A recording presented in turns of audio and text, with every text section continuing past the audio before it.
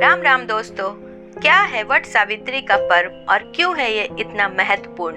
हिंदू परंपरा में स्त्रियां अपने पति की दीर्घायु और सुखद वैवाहिक जीवन के लिए तमाम व्रत का पालन करती हैं। वट सावित्री व्रत भी सौभाग्य प्राप्ति के लिए एक बहुत बड़ा व्रत माना जाता है। प्रतिवर्ष ज्येष्ठ मास की अमावस्या को उत्तर भारत की सुहागिनों द्वारा तथा ज्येष्ठ मास की पूर्णिमा को दक्षिण भारत की सुहागिन महिलाओं द्वारा यह व्रत मनाया जाता है। कहा जाता है कि वट वृक्ष की जड़ों में ब्रह्मा, तने में भगवान विष्णु व डालियों में भगवान शिव का निवास स्थान है। इस व्रत में महिलाएं वट वृक्ष की पूजा करती हैं और सती सावित्री की कथा सुनती हैं। कथा सुनने से सौभाग्यवती महिलाओं की अखंड सौभाग्य की कामना पूरी हो जाती है। तो चलिए कथा सुनते हैं, पर कथा सुनने से पहले वीडियो को एक लाइक और अगर चैनल पर नए हैं तो चैनल को सब्सक्राइब जरूर कर लें और बेल आइकन को भी प्रेस कर दें ताकि मेरे वीडियोस के सारे अपडेट्स आप तक पहुंच जाएं। भद्र देश के एक राजा थे जिनका नाम अश्वपति था। भद्र देश के राजा अश्वपति की कोई संतान नहीं थी। उन्होंने संतान की प्राप्ति के लिए मंत्रोच्चारण के साथ प्रतिदिन 1,00,000 आहुतियां दी। 18 वर्षों तक यह क्रम जारी रहा। इसके बाद सावित्री देवी ने प्रकट होकर वर दिया कि राजन, तुझे एक तेजस्वी कन्या पैदा होगी। सावित्री देवी की कृपा से जन्म लेने के कारण से कन्या का नाम सावित्री रखा गया। कन्या बड़ी होकर बेहद रूपवान हुई। योग्य वर न मिलने की वजह से सावित्री के पिता दुखी थे। उन्होंने कन्या को स्वयं वर तलाशने भेजा।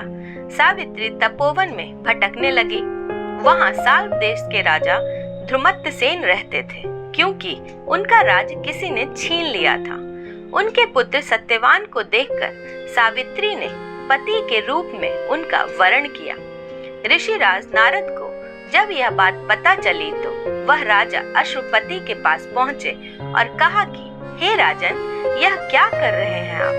सत्यवान गुणवान है, धर्मात्मा है और बलवान भी है, पर उसकी आयु बहुत छोटी है, वह अल्पायु है। 1 वर्ष के बाद ही उसकी मृत्यु हो जाएगी। ऋषिराज नारद की बात सुनकर राजा अश्वपति घोर चिंता में डूब गए। सावित्री ने उनसे कारण पूछा तो राजा ने कहा, पुत्री, तुमने जिस राजकुमार को अपने वर के रूप में चुना है वह अल्पायु है। तुम्हें किसी और को अपना जीवन साथी बनाना चाहिए। इस पर सावित्री ने कहा कि पिताजी, आर्य कन्याएं अपने पति का 1 बार ही वरण करती हैं।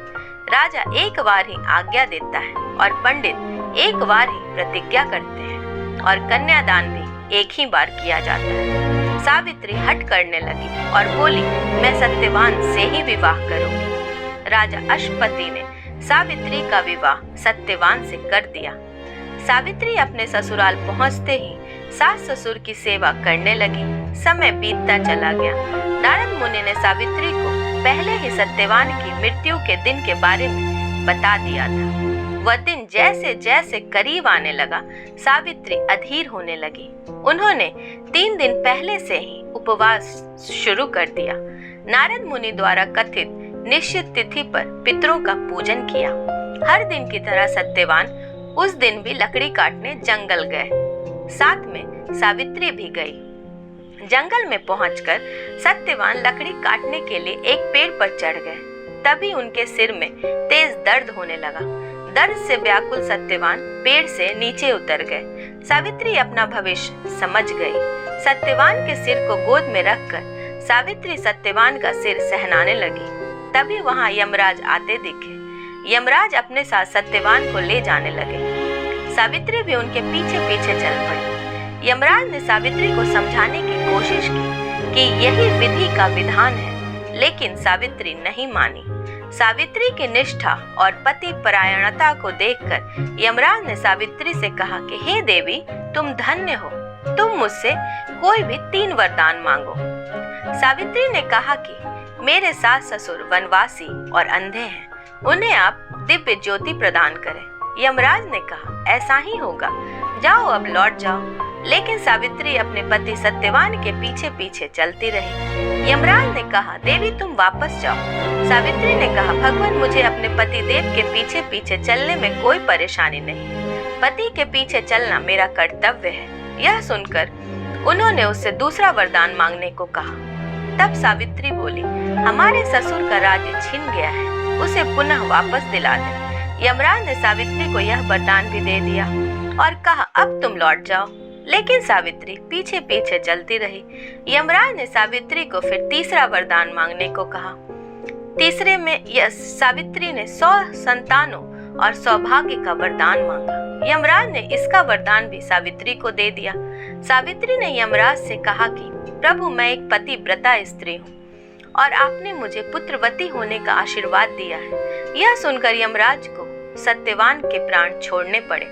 यमराज अंतर ध्यान हो गए और सावित्री उसी वट वृक्ष के पास आ गई। वहां उसके पति का मृत शरीर पड़ा था। सत्यवान जीवंत हो गया और दोनों खुशी खुशी अपने राज्य की ओर चल पड़े। दोनों जब घर पहुंचे तो देखा कि माता पिता को दिव्य ज्योति प्राप्त हो गई है। इस प्रकार सावित्री सत्यवान चिरकाल तक राज्य सुख भोगते रहे। अतः पतिव्रता सावित्री के अनुरूप ही प्रथम अपने सास ससुर का उचित पूजन करने के साथ ही अन्य विधियों को प्रारंभ करें। वट सावित्री व्रत करने और इस कथा को सुनने से उपवासक के वैवाहिक जीवन या जीवन साथी की आयु पर किसी प्रकार का कोई संकट आया भी हो तो वो टल जाता है। तो हंसिए, खेलिए, खुश रहिए, जिंदगी का मजा लेते रहिए। फिर मिलते हैं ऐसे ही रोचक कहानियों के साथ। आपका दिन शुभ हो।